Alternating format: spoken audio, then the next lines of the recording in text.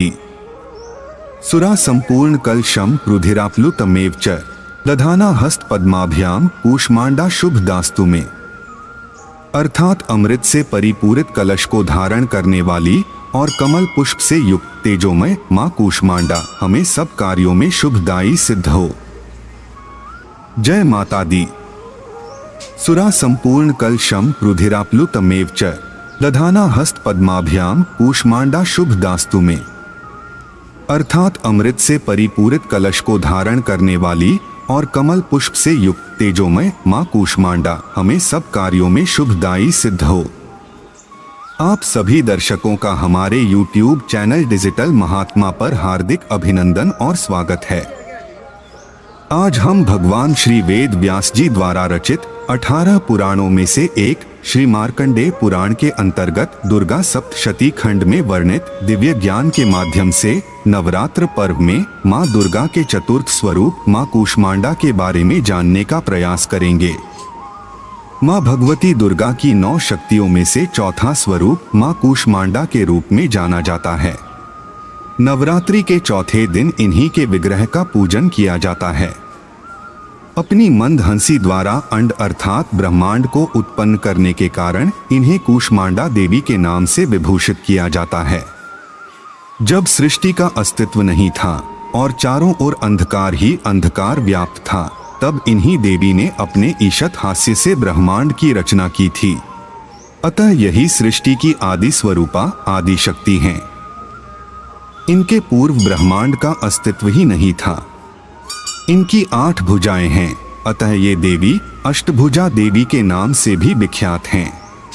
इनके 7 हाथों में क्रमशः कमंडल, धनुष, बाण, कमल पुष्प, अमृत कलश, चक्र तथा गदा रहता है, जबकि इनके 8वें हाथ में सभी सिद्धियों और निधियों को देने वाली जपमाला है।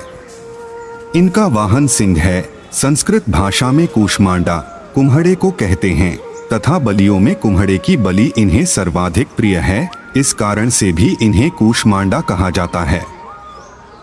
मां कूष्मांडा को कुमकुम, चंदन, हल्दी, अक्षत, सिंदूर, पान, सुपारी, लौंग, नारियल तथा 16 श्रृंगार इत्यादि अर्पित किए जाते हैं। माता को सुंदर पुष्प अर्पित किए जाते हैं। कुम्हड़ा चढ़ाया जाता है। माता को मिष्ठान का भोग लगाया जाता है और फिर विधिवत पूजा अर्चना करके आरती की जाती है। मां कूष्मांडा का ध्यान इस मंत्र से करना चाहिए।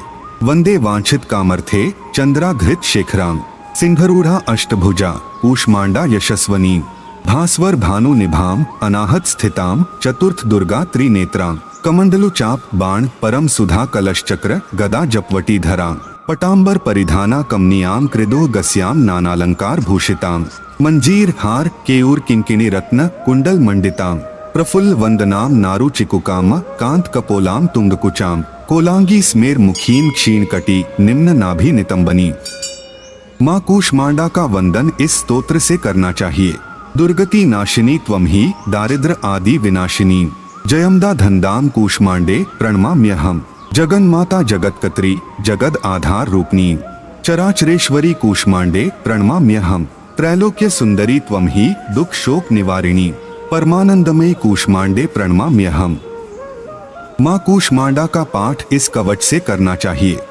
हसरः मेशिरः पातु कूष्मांडे भय नाशिनी हसल करीम नेत्रथ हसरौष्ट ललाटकम कौमारी पातु सर्वगात्रे वाराही उत्तरे तथा पूर्वे पातु वैष्णवी इंद्राणी दक्षिणे मम दिग्धि सर्व त्रैवकूम बीजम सर्वदावतु। इस प्रकार मां कूष्मांडा के पूजन, ध्यान, स्तोत्र और कवच का पाठ करने से अनाहत चक्र जागृत होता है, जिससे भक्तों के समस्त रोग शोक मिट जाते हैं। इनकी भक्ति से आयु, यश, बल और आरोग्य की वृद्धि होती है। मां कूष्मांडा अति अल्प सेवा और भक्ति से प्रसन्न होने वाली हैं।